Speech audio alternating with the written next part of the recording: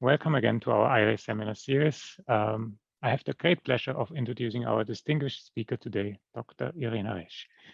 Irina is an associate professor in the Computer Science and Operations Research Department at the Université de Montréal and a core faculty member of MILA Quebec AI Institute. She holds the Canada CIFAR AI Chair and the Canadian Excellence Research Chair in Autonomous AI. Irina received her master and PhD in AI from the University of California, Irvine, and a master in applied mathematics from the Moscow Gubkin Institute. Before joining MILA, Irina was a research scientist at IBM Watson Research Center, where she worked on various projects at the intersection of neuroscience and AI, and also led the NeuroAI Challenge. She holds 64 patents, has published over 80 research papers in peer-reviewed conferences and journals, several book chapters, 3 edited books, and a monograph on sparse modeling. Her research focus is on machine learning, neural data analysis, and neuroscience-inspired AI. Today, Irina will talk about ways towards more general and robust AI at scale, with a focus on continual learning, invariance, and adversarial robustness. The ability to survive various perturbations is a necessary property for successfully deploying AI systems in real-life applications. We will also learn about the importance of developing an empirical science of AI behaviors, as well as about recent work on applying machine learning models to neuroscience and brain imaging. Without further ado, looking forward to your talk, Irina, and handing over to you. Thank you so much. Well, thank you for inviting me, and looking forward. So with regarding questions, perhaps we also can take some questions offline. As I mentioned, I'd be happy to answer them later after the talk through email, or we can figure out something with Twitter. Okay, so without further ado, thanks again for kind introduction. Today, indeed, I'll talk about general and robust AI at scale. I'll try to cover as much as possible from what I plan to cover in the time remaining. And I guess we'll leave questions until the end. So as many of you know, AI achieved very impressive advances, especially in the past decade.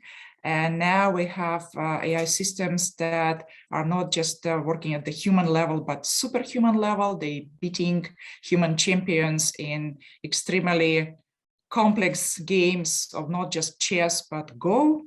And they are quite creative. They generate paintings that are successfully sold at the auctions in New York City. They are exhibiting like superhuman accuracy in detecting abnormalities in medical imaging.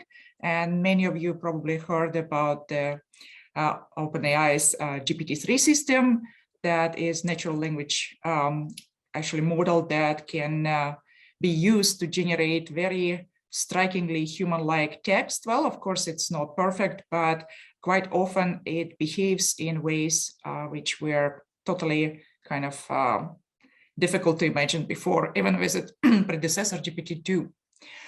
But despite all these quite impressive advances, most of AI systems still remain narrow or task-specific.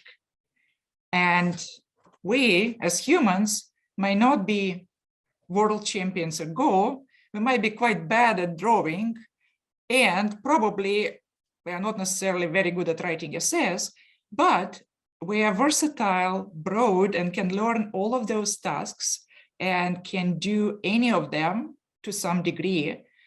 And that's something that even the best AI systems are not quite capable of doing yet. So our objective as a field is essentially to achieve what's called general artificial intelligence. To me, it's not something nebulous or superhuman and so on. It's simply AI system capable of doing many wide variety of different tasks that are important for us humans. By definition of OpenAI, for example, AGI is an AI system that can solve most of the economically valuable tasks that humans are care about, well, at a human or ideally better than human level. How do we achieve such versatility? Well, we are lifelong learners, as we know. We use what's called continual learning. We never stop learning kind of how to do new tasks. And at the same time, we hopefully do not completely forget what we learned before or can remember it quickly. And examples in practical applications of AI where continual learning would be extremely important are numerous. From classical robotics example where the robot has to move from different between different environments, from inside to outside, even between different rooms with different kind of equipment. And you can imagine in the future robots going to different planets, so environment going to be quite different, and they will definitely need to be able to adapt to new environments and learn new tasks, and they need to do that quickly. But you also want them not to forget what they learned before, at least be able to remember it quickly. Examples go on and on. All the talk about self-driving cars will definitely require fast adaptation to new environments, switching from the country road to driving in the city or driving on the highway, as well as basically the assistants, all kind of AI assistants or conversational agents or chatbots. They may need to be able to adapt to different users or even to the same user, and kind of mental state of the user changing over the course of days, weeks, or maybe even hours. And I guess our gold standard for AI chatbot remains Samantha from the movie Her. I don't know if you've seen it, but if you didn't, I really recommend to see it. So that's a really good example of a continual learner. As I mentioned, also with medical imaging, AI can achieve very high accuracy detecting abnormalities, but what you really need in practice is a system that can switch between different hospitals, different patients, different equipment, and still be able to work accurately and not to be fragile, easily destroyed by some spurious features that changed due to maybe changing particular MRI machine. So that's exactly what we're trying to get at. So AI today is still not robust, fragile, and not reliable in many respects. And the list goes on, but I only will cover a few. So one is classical example of adversarial robustness, where deep learning systems were found to be extremely susceptible to small perturbations in the input, which are totally invisible to human eye. For example, adding this kind of noise to the picture of the cat makes deep network misclassify it immediately as moped. Like a human would never do that by looking at this picture, and yet deep nets are apparently not yet stable and robust to such type of perturbations. Example go on and on. Another type of robustness is also kind of widely known out of distribution or domain distribution shift type of robustness. Well, better to say, usually lack of it. Again, there are many papers and many examples showing when very accurate deep net can be moved to a slightly different set of examples with different distribution. Classical example is animals and backgrounds. For example, you're trying to classify cows versus camels. And cows happen to be mostly on green pastures in the training data set. So when on the test data set, you suddenly start seeing cows on the beach, the system gets confused. And you don't want system to do that. You want system to be able to extract robust invariant features of the animal and not spurious features such as background. Finally, what brains do that machines don't yet is essentially the fact that our brains and even brains of simple animals, such as this larva zebrafish in this picture, probably some of you might have even seen it, it was quite popular on YouTube. Those systems, natural systems, are constantly active. They are constantly exchanging messages. Even if you don't provide any input, that multivariate complex dynamical system is alive in a sense that it keeps working and activations keep changing and signals keep being sent. While our modern or so-called second generation neural nets are essentially just static fixed parameter systems. We learn them and we fix those parameters, and we expect this to exhibit intelligent behavior. But perhaps taking into account this self-sustained inherent dynamics of real brains may be something that can expand the capabilities of modern neural nets. In general, at very high level, the road goes from today's narrow AI to more broad, versatile, multitask, or general AI. And also on this way, it must change from brittle to robust, to be robust not just to statistical perturbations and out of distribution changes, but adversarial changes, as well as other kind of sources of instability, including its own architecture parameters and other changes. And finally, perhaps using some inspirations from neuroscience can help us speed up the progression from today's intelligence to more general and potentially to superhuman intelligence, which is kind of not completely ruled out and might happen within actually next several decades. Yeah, there are different estimates of when it might happen, but the emergence of transformative AI that will completely change the technology and our lives is perhaps quite within the reach in this century. But I will not go into various types of estimates. There are many people who are doing that. And if you are interested, you can, I can provide references later. So to start with robustness to adversarial attacks, I just briefly wanted to give you some examples and kind of mention some of the work that was recently done in our lab within the past couple of years.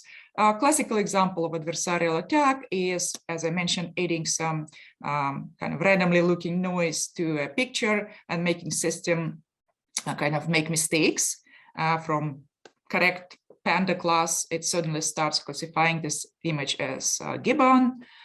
Classical examples from Goodfellow and other papers.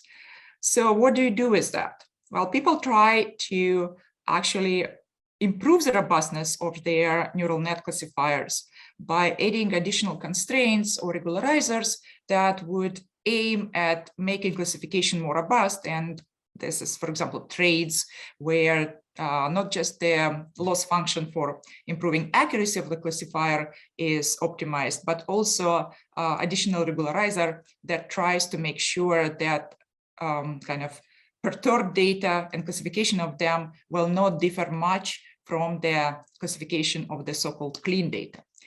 Well, however, it turns out, as we kind of observed in this paper that actually right now is out, it was published in NeurIPS last year, it happens that if you focus not on the final result of making robust classification, but rather at trying to learn robust representations, then any kind of task on top of them also will be robust. And that seems to be a somewhat better approach to kind of adversarial robustness, at least in the experiments we tried, and that was a wide range of those. Bottom line here that you learn robust representations by adding additional head to your neural net and essentially playing the adversarial game between that second classifier and the embedding function, trying to make sure that that extra classifier cannot distinguish representation of the true original image and the perturbed image. And once you train that together with training the actual object classifier, it turns out that you get pretty stable, pretty robust representations. And that really helps you achieve a much better performance on wide range of attacks. Here I'm just showing one, which is PGD. You can increase the strength of this attack, and you can see that previous methods essentially degrade much faster with increasing strength of the attack, while the green one, our method, remains robust for much, much longer. More details are, of course, in the paper, plus I'll be happy to answer your questions later. The next example is, as I mentioned, robustness to data distribution shifts. And back to our classical example of cows on green pastures versus cows during test on the kind of on the beach. And that's a picture from presentation by Kartik Ahuja, who is currently a postdoc in our group and who came up with IRM games method, even kind of before joining Mila. And while at Mila, basically focused, and kind of larger group of people focused on learning so-called invariant predictors. Some of you might have seen that approach. It was like a famous invariant risk minimization approach from Facebook by Martin Arjowski, Leon Batu, and collaborators. And the rough idea of that approach, on top of which kind of we built our extensions, was that what you're trying to do, say, think about the cows on green pastures. What you're trying to do is to ideally have multiple perturbed version of your data. So maybe you have different backgrounds, not just green pastures. And what you have is essentially different environments or data distributions that you can try to unify in a sense that you're trying to learn the common representation phi, so that given that representation, the optimal classifier will be the same for all those environments. Essentially, in that case, you kind of got the representation that it's true, robust, and contains invariant features, and you kind of got rid of spuriously correlated features such as background. In any case, without going into too much detail, there's lots of research that was actually triggered by this famous invariant risk minimization or IRM paper, and many improvements have been made since. Recently, in the last NeurIPS, we had paper again with Kartik and with my student Ethan Caballero, and also with Yoshua Bengio and Ioannis Mitlikax from Mila. We had this paper where we tried to kind of theoretically analyze failure modes of IRM. It's not the first time, it's a hot topic to try to figure out when the method actually fails and what to do about that. And without going into technical details, the point was that you can add extra regularizer to the IRM objective, kind of inspired by information bottleneck. And essentially you fix some of the situations where IRM will not work. And now basically improved version will cover those situations. Another example of robust invariant representation learners was actually kind of work inspired. There was lots of work again on top of this paper from 2020. Actually, it came out as iClear 2021 paper. Basically, the paper was on learning explanations that are hard to vary. And essentially, it noticed the following thing, that when you're trying to learn from multiple environments or multiple data sets, or even from multiple samples, usual objective is to optimize for the average loss. And they showed kind of in this motivational example that if you do so, sometimes you lose information that was there when you looked at individual data subsets. Essentially, when you average everything, you may have some optima, like in the top picture, that are actually hard to find in each particular data set. So bottom line is that instead of trying to optimize for average loss, you need to optimize and find a point that is kind of stable or robust across multiple environments. Again, the same notion of robustness or invariance, but in kind of different type of approach that you've seen in IRM. Again, I don't have much time to go into technical details. You can check the papers on our website, and also some related paper that just was accepted to ICASP 2022. Bottom line is that what the paper proposed, the mask on the gradient, essentially, like in the previous slide, what essentially it was trying to do, that mask, as you go and compute your gradient, say within your mini batch, you can actually try to only move in the directions that are consistent across different samples or different subsets of samples or so-called environments. And you actually set to zero those directions and don't do anything about them if they are inconsistent across multiple samples. So you let the samples vote on gradient directions. And this method actually worked nicely on some problems where IRM didn't, but it was not perfect. And there were some issues with that we tried to fix because it has this strong reliance on, for example, momentum. And we tried to replace that mask with a smooth mask. That's why not end mask, but sand mask. It also was quite sensitive to data noise and initialization, while the proposed smooth mask kind of tried to fix those issues. And also the highly varying performance based on initialization, so to reduce that variance. In any case, so that mask essentially had a bit different kind of shape.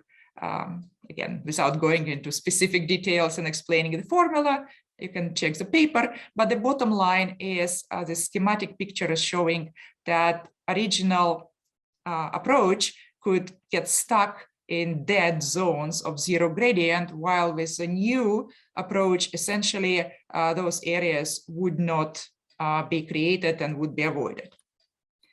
And in terms of experiments, the classical invariant prediction type of benchmarks usually include something like colored MNIST, where you take the classical MNIST data set and you, during training, introduce spurious feature color, while during test, that feature will be totally uninformative, and your method have to detect that. Similar kind of type of approach with other environments, this spirals and so on.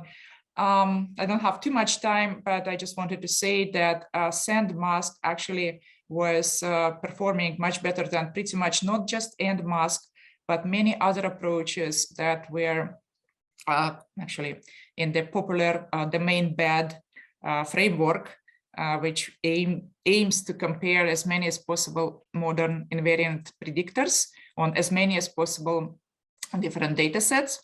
And Jean-Christophe in our group, he's working on extending this benchmark and further testing our approach. So this is promising. And also not just improving those approaches, but extending their applicability is another topic we're focusing on, trying to add robustness in other learning settings, for example, in federated learning. So federated learning is essentially it's kind of a practical problem that arises from the need to, for example, keep data private. Imagine you have multiple hospitals with data sets about their patients. You usually do not really share the data at some common server because of privacy concerns. There are also various other concerns in terms of efficiency. Bottom line, you cannot share the data, and the data remain on the nodes in the network, while the central, the server is trying to learn a model. So there are various algorithms for that, but essentially you try to do distributed learning of your neural net and then combine the results. However, if you actually use approaches like invariant learning consistency and improvements over them and invariant risk minimization, apparently you can get much better results than if you use like standard federated learning approaches, which do not impose explicitly this notion of robustness or stability of the model across variations in the data sets on those nodes in kind of federated setting. Finally, very hot and active topic of research in the field in general, in machine learning field, as well as in our group, is continual learning. So essentially, most practical problems require some form of online incremental multitask non-stationary learning. I already gave those examples before about robots moving through different environments or autonomous cars driving on different type of roads and having to adjust to that, or medical applications across different patients and hospitals, and so on and so forth. So what is really a continual learning? Essentially, continual learning can be seen simply as online non-stationary learning. So it's online in a sense that the data presented not as a kind of single table, but rather a sequence in time of samples coming from different environments or data distributions. And locally data are IID, but globally they are not, in a sense that there are different type of changes in the data distribution. And depending on those changes, you may need to apply different continual learning algorithms. Your goal in continual learning is to adapt to new data, environments, or tasks, for example, different new classification tasks, without forgetting too much what you learned so far. And this has been actually a known problem for decades, which started way actually before deep learning jumped onto continual learning problem. It was in computational neuroscience where people first kind of formulated this so-called catastrophic forgetting problem. Namely, it's a process of learning a new set of patterns where you suddenly and completely forget what you learned before. It's from that survey on continual learning by French in 1999. And they had actually a simple example for neural network to learn addition facts. And the network would learn really well, say 1 additions, and then it would start learning 2+ additions and forgetting the first one. And by the time it would kind of do about 5 kind of steps like that, it would completely degrade its performance on the first task. So that's why forgetting was called catastrophic. So this is a general problem, and actually, in a sense, specific case of a more fundamental problem with neural networks, both natural and artificial, the so-called stability versus plasticity trade-off. Because you really wonder how our brains within that single network manage to be so plastic, essentially adapting to very different situations during our lives, constantly kind of changing the weights, and not just the weights, but rewiring the architecture, and even kind of showing some adult neurogenesis, as we now know. How does this happen, and how can we make this happen in artificial neural networks? The history of continual learning is quite interesting and very long, and you can see more details in my ICML last summer tutorial on continual learning. But as I said, the field started a long time ago. It stems from computational neuroscience, even from the work by Hab in 1949 on sensitivity versus stability, with all kind of ideas proposed on how to combat catastrophic forgetting during like 90s. And then with deep learning revolution, which started roughly in 2012, when AlexNet demonstrated on that classical ImageNet benchmark that deep learning can beat all the state of art by like more than 10% accuracy, and people started paying attention to deep learning much more. It also started considering continual learning settings, and there was really a flurry of recent methods proposed for different particular settings of continual learning. Just to visualize what we're dealing with in continual learning setting versus standard supervised learning setting. As you know, standard supervised learning assumes that during training, you're given one data set with supposedly IID independent, identically distributed samples. In this case, it's supervised learning. You have the inputs X and labels Y. And after you train your model and fix your weights, you will be given test set with only inputs X provided. You have to predict Y. Continual learning is online, as I mentioned, but it's also non-stationary. That's why online non-stationary learning equals continual learning in my books. During training, well, training is never ends because you have sequence of samples, and you have sequence of samples coming from one distribution D1, and then you're switching to another one and to another one, and your learner has to keep updating its model. So it essentially, at any point, should be able to classify accurately, set aside test data points from any of the previously considered tasks or data distributions. So you can see that it's much more challenging setting than classical machine learning. And the reason it's much more challenging is that ideally what you would like to do in learning setting, you measure some loss function over the predictions, which are some function f, given inputs x and parameters, for example, of neural network theta. And you have the true label y, and you measure some discrepancy between predictions and true label. And that loss function is what you would like to minimize. And usually you try to minimize it, its average, its kind of empirical mean. The problem is that while in the classical IAD setting, you can have access to all the samples and compute the empirical risk or empirical loss. In continual learning, you do not have access to all samples anymore. So you have to invent some kind of memory for the past tasks. And what exactly you do to store this memory, that what gives rise to very different approaches. So here is a demonstration of this catastrophic forgetting on classical example of this paper from 2017, EWC, essentially elastic weight consolidation paper, which is also somewhat inspired by neuroscientific analogies. But bottom line, it's a method that tries to fix catastrophic forgetting. And you see catastrophic forgetting here in terms of dropping performance or accuracy of the blue line corresponding to plain vanilla stochastic gradient descent. It keeps getting worse and worse with learning more and more tasks. And by the way, you trained on third task, your performance on the first task degraded almost by half in the first picture.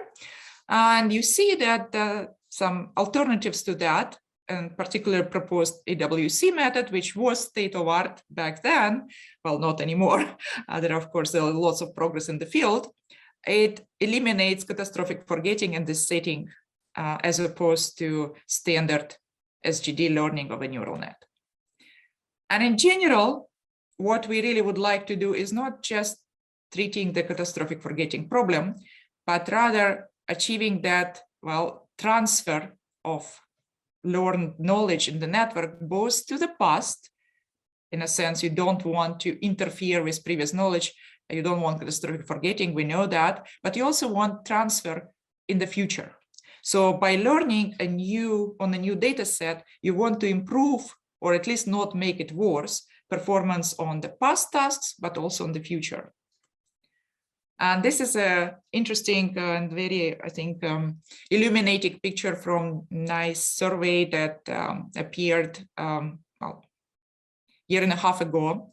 Yeah, so it was a survey from DeepMind, where they outlined 5 different situations that can happen in machine learning, in continual learning. One being forgetting.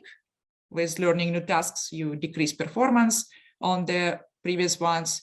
Or actually, it could be opposite, lack of plasticity situation when you learn well first task and cannot adapt to anything new. Stability and plasticity achieved means that you do not forget, like example C, while positive transfer means that you improve your future performance by learning more. And the kind of ideal situation is, of course, the last picture, where by learning each task or new data set, you keep improving your performance on previous ones, and you keep improving your performance on future ones. And that ideal situation, of course, depends not only on how smart your model and algorithm is, but of course, on the properties of the data sets, how much commonality is there across them, or they are completely orthogonal, or they actually interfering with each other in some way. And one way of measuring this interference or transfer, which is actually commonly used these days, and by the way, for example, it was used in our earlier paper with my colleague and collaborator from IBM, Matt Rimmer, and others, the very intuitive measure of transfer, for example, would be to compare the gradients on 2 samples, like new sample, xi, yi, and old sample from previous task, xj, yj, and see what happens if I make a step in the direction of gradient on a new sample, what will happen with function loss on the previous sample? And if the both gradients aligned, which means that you would go roughly in that same direction to improve your loss on both samples, then transfer happens. However, if the direction of improvement of loss function on the past task contradicts the new direction, the product of gradients is negative, then interference may happen. And again, without going into too much details, we had this paper on meta experience replay, where this principle of transfer interference was incorporated as a regularizer. So you try to kind of minimize interference or maximize transfer by using this product of gradients there. There are other methods kind of using similar ideas, but they differ in how things are implemented. And to keep previous data in, to keep some information about them, we used also commonly adopted approach of so-called replay. And essentially it was like meta experience replay, which helped achieve state-of-art results in 2019. Of course, by now things moving fast, and there are many improvements in other approaches. In general, here is an incomplete list of desirable properties that we would like to see in continual learning systems. Of course, you don't want infinite memory that kind of straightforwardly increases with the amount of tasks. That's why you want some notion of smart or compact memory that doesn't kind of grow linearly with number of tasks.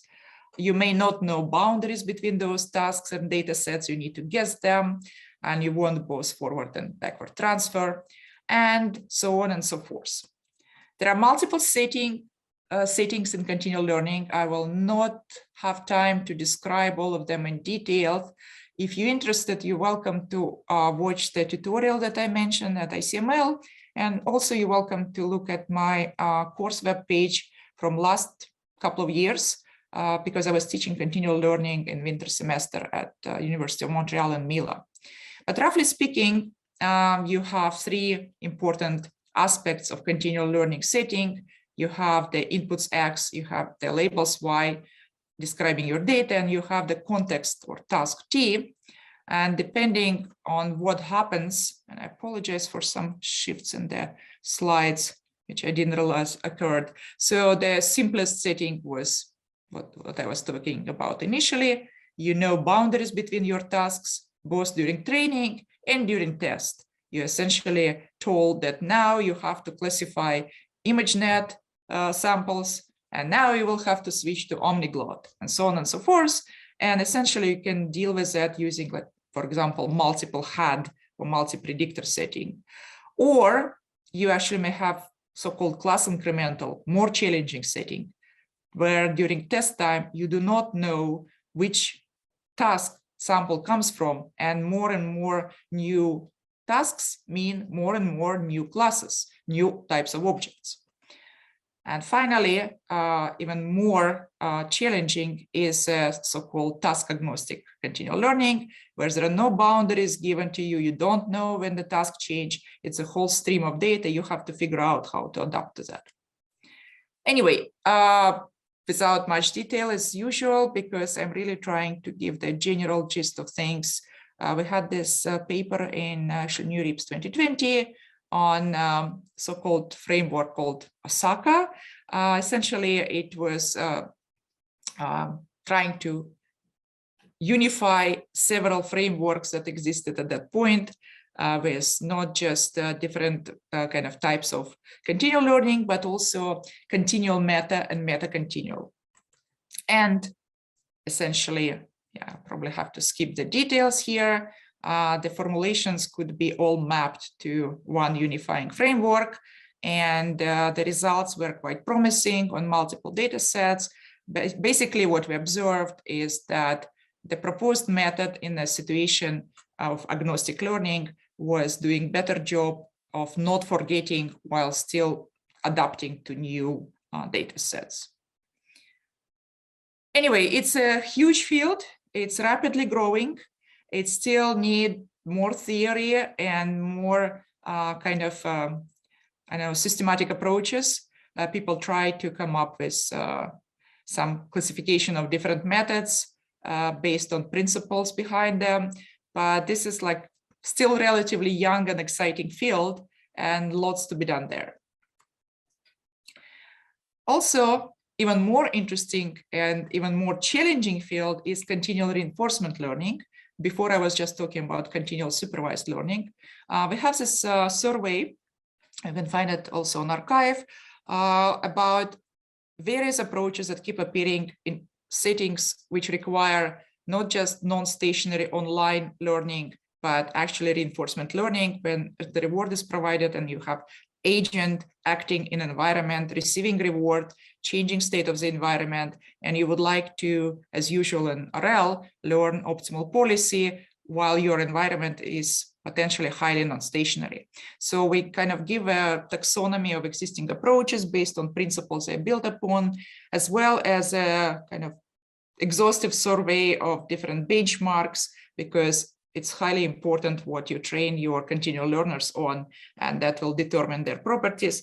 Also, we discuss different metrics besides just, say, average reward or regret. There are other properties that you might want to test in your system, and that can be quite a multi-criteria optimization problem.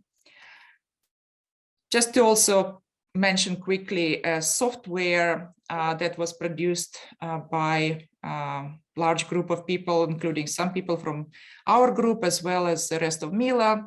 Fabrice Normandin is one of my students. So basically it's his project, his master's thesis.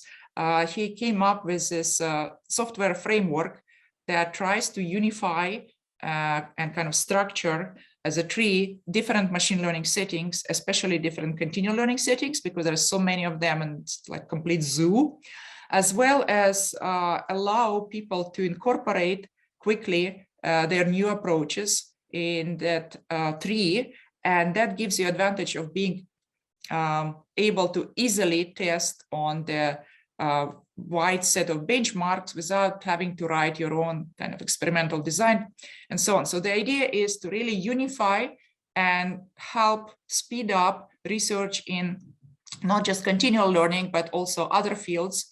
I mean, it's an ongoing project and it's keep being extended to other machine learning problem formulations.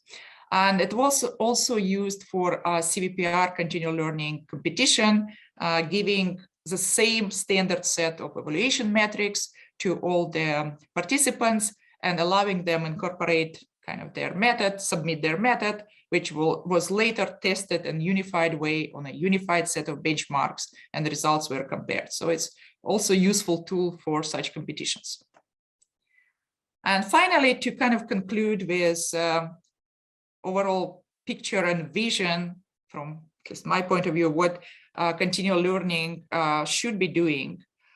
We often hear about kind of system 1 and system 2, and this idea of how new tasks are being solved by compositional generalization, and by kind of system 2 essentially consciously applying attention to select a few subroutines or independent mechanisms or quote unquote components from this kind of subconscious set of subroutines we have in our big software library called our brain. The question is like, this is great. And there are many methods in this direction developed recently quite successfully, like recurrent independent mechanisms, for example, and so on. But the question is where this library of mechanisms or components is coming from. And one potential answer could be it develops, it evolves through the process of continual learning, where the network is presented with really diverse, constantly changing set of data sets and tasks.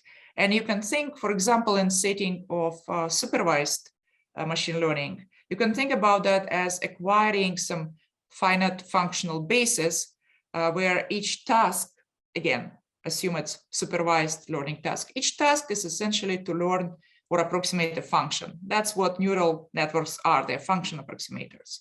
But those functions change depending on the data that coming your way and the tasks. So essentially, you're being asked to keep learning an infinite sequence of those functions, all encoded by one network. And you would think, like, how can it be possible in principle? But we have working example of such system. Our brain, somehow during the course of evolution, this network developed. It has somewhat specialized kind of parts of the overall library responsible for particular functions, and recombining them allows our brain network to be very good out of distribution generalizers. So the idea here is, what if the world has structure, and the structure is such that you can capture any task in the future once you manage to learn a finite set of kind of orthogonal, independent, on in other sense kind of basis components. Then recombining them, not necessarily linearly, may help you represent any future function you ever encounter in your life. It's of course very vague and hand-wavy kind of picture, and particular formulations of that will give rise to different problem settings. In unsupervised setting, of course, that may reduce back to the classical online SVD. In the supervised setting, it should be a functional basis in some functional space, and so on and so forth. And perhaps in reinforcement learning, it will be some space of policies. How to recombine those components is separate good question, but essentially that could be like a way of looking at continual learning as a tool for creating our rich subconscious libraries of multiple mechanisms that later on can be indeed extracted by attention mechanism and brought into this global workspace, like in global workspace theory, in order to be combined and solve particular task at hand. Well, that was kind of meant as a joke, because like, how exactly should you achieve artificial general intelligence? Well, maybe you can ask GPT-3. And again, it was half-joking quote from Hinton that, well, maybe once you're able to scale it, it will really solve everything and give you the answer to life, the universe, and everything. That was a half a joke, but let me, in the last 10 minutes of my talk, indeed switch gears towards this recent, very exciting, rapidly growing field of large-scale pre-trained models and the corresponding neural scaling laws that predict their behavior. So one example, before I kind of explain in more details neural scaling laws, was that it's also being kind of shown for multiple tasks, for multiple settings, including, well, I kind of get back to this picture later, but it's being shown that when you scale a pre-trained system, it will be getting better and better kind of at solving this catastrophic forgetting problem. And one of the papers submitted to ICLR was essentially providing some evidence for that, but unfortunately, it's not yet quite there. So I wouldn't say that scaling solved already catastrophic forgetting, because the experiments in that paper were on relatively simple and finite set of tasks. But it's clearly promising to see how scaling can help us solve multiple types of machine learning problems, including continual learning. And again, this was one of the higher level slides, but I really would like to get to scaling. This slide actually was related to this question whether scaling solved catastrophic forgetting. And the challenge was that there is a trade-off between representation capacity, say when you scale the model and you scale the amount of data you train it on, and therefore complexity of basically amount of information in quotes, you increase capacity of your model. But at the same time, you should look into environment complexity. And if your continual learning consists not of 2 or 10, but potentially infinite sequence of problems, you have a robot that has to truly learn a lifelong way. And those environments are not perturbed or rotated MNIST data sets anymore. They're quite challenging. then perhaps there will be some trade-off, and it will be really interesting to study such trade-offs between model capacity and environment complexity. And perhaps we might need to even switch eventually to different types of neural nets that would allow for richer representations. Perhaps fixed size, even large networks might be kind of not as convenient as expanding, basically evolving their architecture type of networks to be more flexible with respect to changing complexity of environment. And perhaps, as I briefly mentioned in the very beginning of the talk, at some point we might need to reconsider so-called third generation neural nets, or essentially different flavors of alternative neural net approaches that take into account dynamics of interactions in the so-called like reservoir or spiking neural networks, something that takes into account time, because time can be used to encode a lot of information as well, time between activations. But I see that I only have about 5 minutes left, and I really would like to at least briefly go into the topic of foundation models and scaling laws. Foundation models is a kind of a new term that was coined recently at Stanford. They had a very comprehensive 200+ pages paper on this recent developments in large unsupervised pre-trained neural networks that they called foundation models, because lots of systems are currently being built upon them, upon those foundations. There are many, for example, GPT-3 powered startup companies, and more will be coming. And at the same time, we don't quite understand yet behavior of those, and we are not always happy with behavior of those systems. I mentioned it later. So we really need to focus on both developing foundation models in ways that they are not just more capable of producing better results, but they are also safer to use and somewhat transparent, and there is some level of understanding what they're doing. The systems that kind of gave rise to this whole rapidly growing field, and some call it hype, but I think it's a quite well-deserved hype, because it's really important emerging area that really increases capability of modern AI systems beyond anything they could do before. And it's kind of getting a step closer to that ultimate goal of achieving broad, versatile, or general intelligence. And I explain quickly why. So some of those systems include the famous GPT-3, the natural language model from May 2020, then multimodal image to text and text to image, Clip and DALL-E, and more recently, Copilot, essentially quite impressive code generation, at least code completion software that helps you, well, improve programming and speed it up. That's why it's called Copilot. Just like GPT-3 can generate text, Copilot generates programs. So why they're called kind of large scale? Because indeed the GPT-3 model was considerably larger than any of its predecessors, with 175 billion parameters. And it was trained on 45 terabytes of data. It was like totally unprecedented scale, but it was last year, and now there are even larger models being introduced, and this whole kind of scaling trend obviously continues.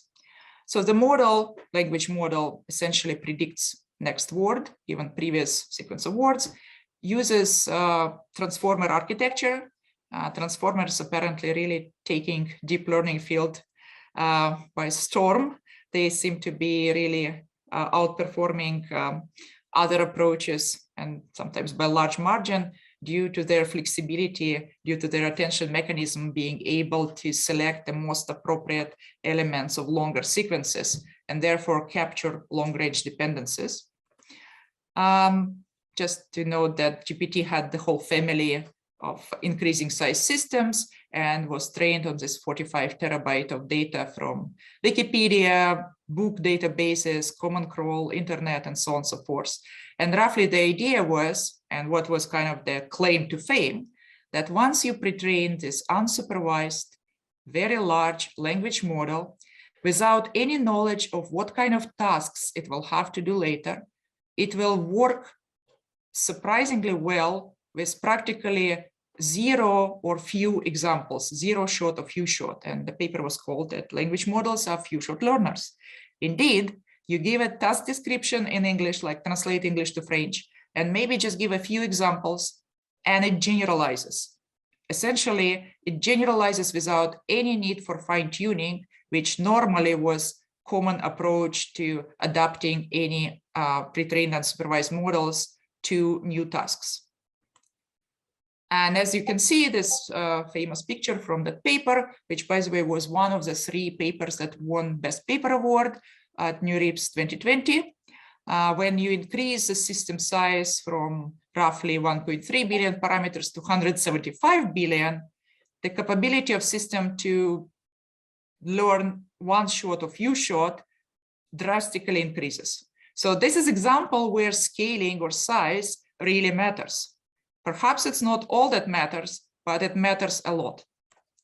And classical example why scaling laws are important and probably need to be taken seriously in any kind of machine learning research is that essentially they give you the idea what type of approach will scale better. That was vision transformers, where at low data regime, like 10 million, relatively low, classical convnets outperform vision transformers, and then the trend reverses and transformers outperform convnets, and the whole kind of folks' wisdom that the best thing for image processing is to use convnets actually goes out of window because visual transformers are now outperforming convnets, but at sufficiently large scale.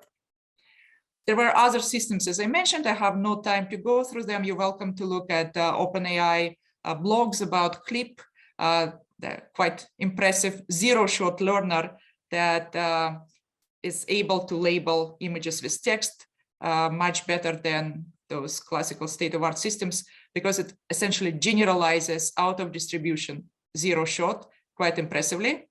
And a 2 billion parameter DALL-E that also quite impressively generates pictures on demand. For example, you give the picture of a cat and you ask the system to draw sketch. And you can see that it draws really kind of really good sketches reminding you about the original picture. And examples go on. You can ask it to generate chairs in form of avocado, and just that text command results into pretty impressive and creative kind of output. What I'm trying to say also, and that's probably will be the last few minutes of my talk, given that I'm running out of time, that with especially advent of all these large-scale systems, it makes us rethink our approach to AI, which recently was quite kind of busy and focused on engineering improvements. But apparently, we might want to look at the AI systems almost like as natural systems and study their properties. We want to study their scaling laws. And sometimes those scaling laws actually may be quite simple. And if they are kind of captured empirically, we can use them to predict the future performance and decide where to invest our energy and our focus in terms of research, which methods will work best. I just kind of brought up a very old article by Herbert Simon talking about artificial intelligence as empirical science and some kind of scaling performance, which wasn't yet quite called scaling back then. I also actually was very much into this topic long time ago, talking about the fact that complex artificial systems, in a sense, are not any different from natural systems once they reach certain scale, and you can study them with same methods of, say, statistical physics, for example, and you can look for interesting behaviors there, and that's what people are doing these days. And indeed, there are various examples of finding interesting behavior in the behavior of algorithms in large scale say, constraint satisfaction problems, satisfiability problems, phase transitions when the difficulty of the problem increased, like number of constraints over number of variables. So this type of examples where you use empirical approaches and you study behavior of your AI systems as if they were natural, physical, or biological ones. And this approach continues, as I was basically really wanted to show that exactly the same idea and the same goal is announced by this spin-off of OpenAI called Anthropic, where they, again, ask people to treat AI as systematic science, to come up with scaling laws for algorithms and models, to compare them not point-wise on given benchmarks, but compare how they scale and choose the methods that will scale best. And that's example of a scaling law from the GPT-3 paper. Essentially, it's a log-log plot, and you see straight line, which means a power law dependence, which is very simple formula with few parameters, essentially, and what really determines behavior of those systems and gives you a way of comparing which approaches are better is exponent here. Exponent essentially corresponds to slope in the log-log space. The kind of steeper slope means faster improvement in performance. So this was kind of one of classical plots. And then there was a really popular and famous by now paper from Jared Kaplan and his collaborators at OpenAI, where they empirically discovered that behavior of GPT-3 really follows power law kind of distribution, not just in terms of dependence on the amount of compute available, but also with respect to increasing data size and with respect to increasing model parameters. So essentially, they observed power laws, they fit different parameters to them, and they were able to successfully predict the actual behavior of GPT-3 while they were scaling it. And indeed, they were also able to choose which approach had better scaling, better exponent, and implement that in order to achieve kind of best performance in the future system. I'm probably going to skip the details, but just to summarize the key points of these recent developments with large-scale systems and scaling laws, what is important is, first of all, there is clearly huge progress in the past couple of years in terms of developing different modalities, not just language, but also images and perhaps videos are on the rise, large-scale, unsupervised, generative pre-trained models, which are capable of this few-shot learning, which are capable of this generality to some extent that we're all kind of striving for. They're kind of making that step towards artificial general intelligence, and that's quite interesting and definitely can be pushed further. There are some interesting observations too, that it's not just artificial networks behaving this way, but there are some similarities between how in human brain the activity in language processing centers correspond to similar pattern of activity in GPT-3. If you're interested, you can look at this PNAS paper from last year, references here. And what is important about empirical science of AI is that approaches like those proposed by Jared Kaplan and his collaborators and other groups look at empirical laws governing performance of those systems and perhaps governing other properties, not just kind of classification accuracy or test laws, but also properties that are important for AI safety and kind of robust use of AI, properties such as truthfulness. For example, they may exhibit inverse scaling. They can get worse with scale, and that's important to know because you need to decide what to do about that, how to change maybe training procedure, or how to incorporate additional algorithms on top of the output of this relatively raw, well, foundation models. And the last but not the least, and I'm going to finish in a minute, it seems that the bitter lesson short article by Rish summarized it really well. If you look at the history of AI in the past 70 years, people always would start with incorporating specific expert knowledge in the system, only to be outperformed later on when more compute becomes available by a simpler, more generic approach, such as, for example, massive search that helped beat Kasparov and chess, and so on and so forth. And those general, simpler and general methods without too much of specific information, too much of inductive prior, when scaled with enough compute, they outperform their more specific and sophisticated predecessors. And why the lesson's called bitter?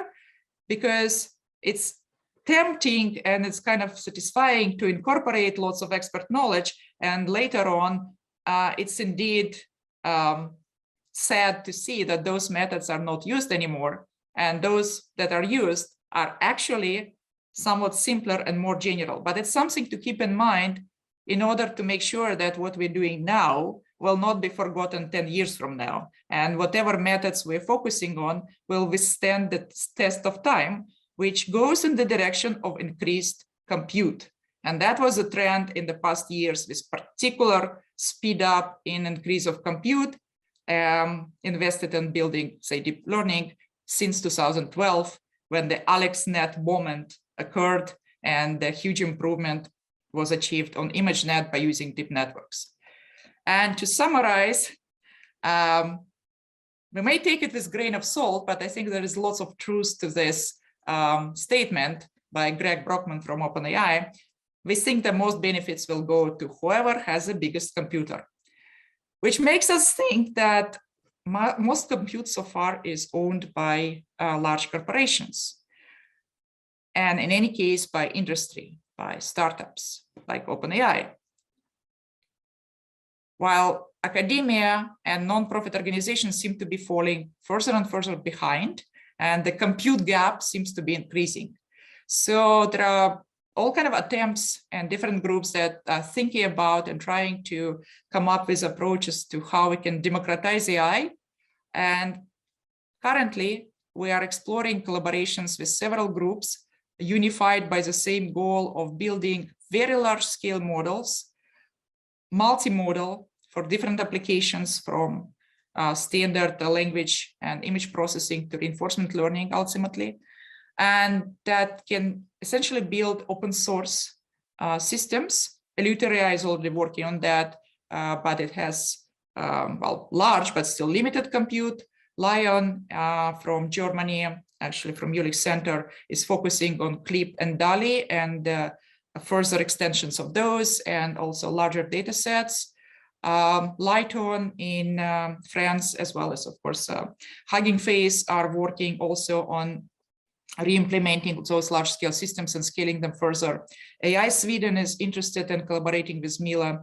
So all this is kind of emerging collaboration with a current goal of applying for large compute on world's largest supercomputers, such as Summit, Frontier, the Jewels in Jülich Center, and perhaps others. So this is, in a sense, all in making, and we are kind of flying this airplane while building it.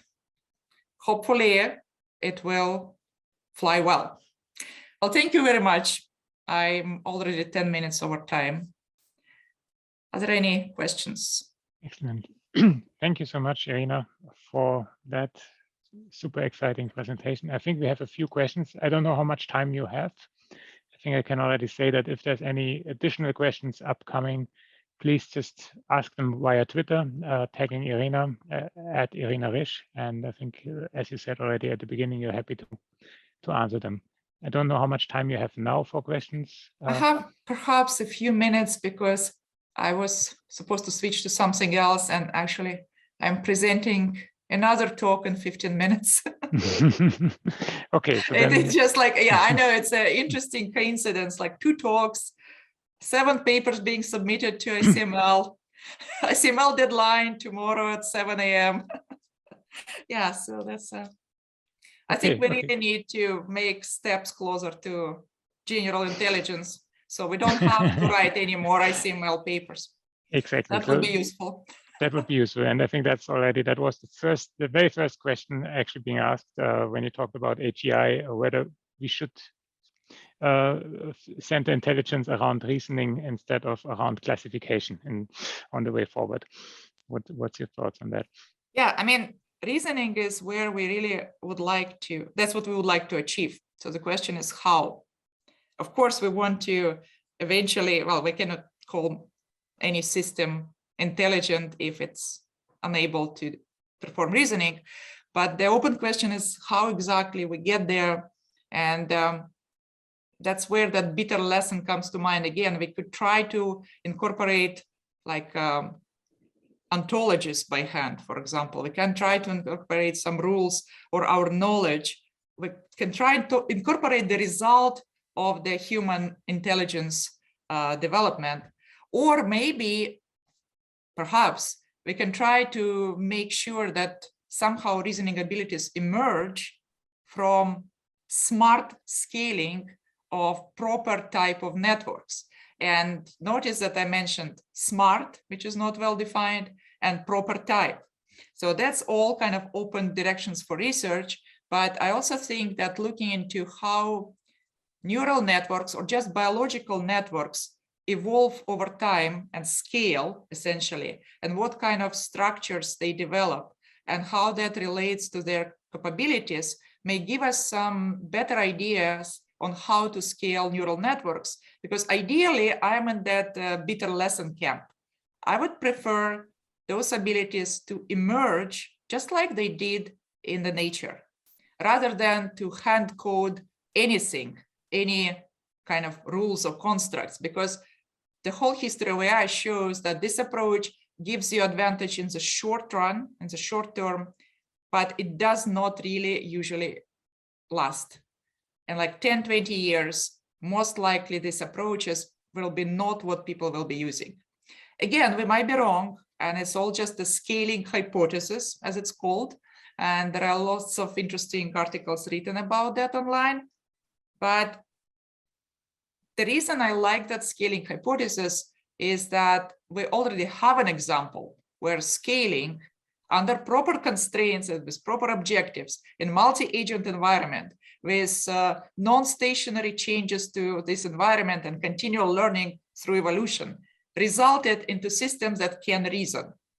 So we have at least one positive sample of this happening.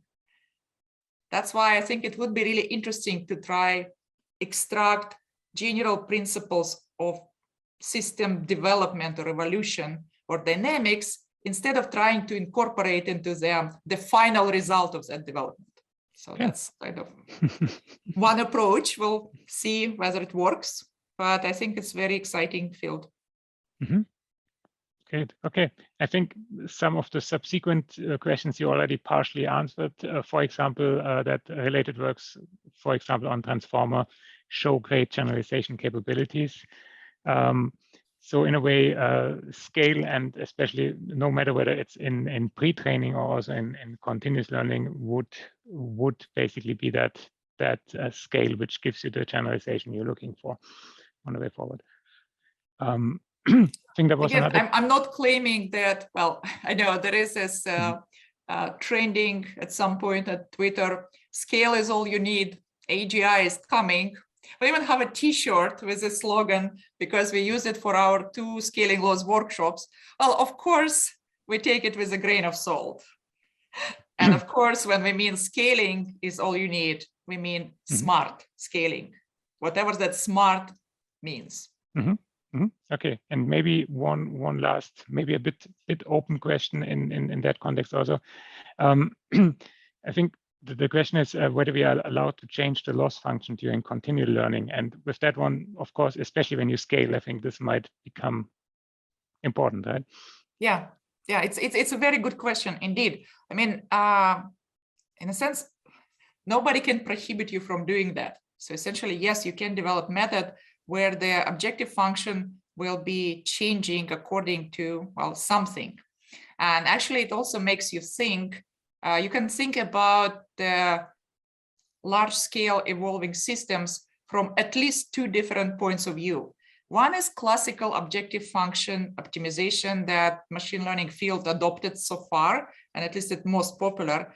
But there are also those alternative views, for example, expressed in the invited talk at NeurIPS 2019 by Blaise Aguera, and year earlier, NeurIPS 2018 by Michael Levine from Tufts University.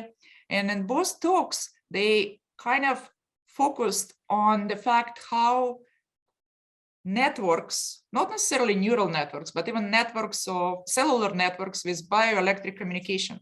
So communicating networks of multiple components evolve over time. They learn, they adapt. For example, this whole idea of morphogenesis in Michael Levine talk, how does organism actually even remember in what shape it has to develop versus memories?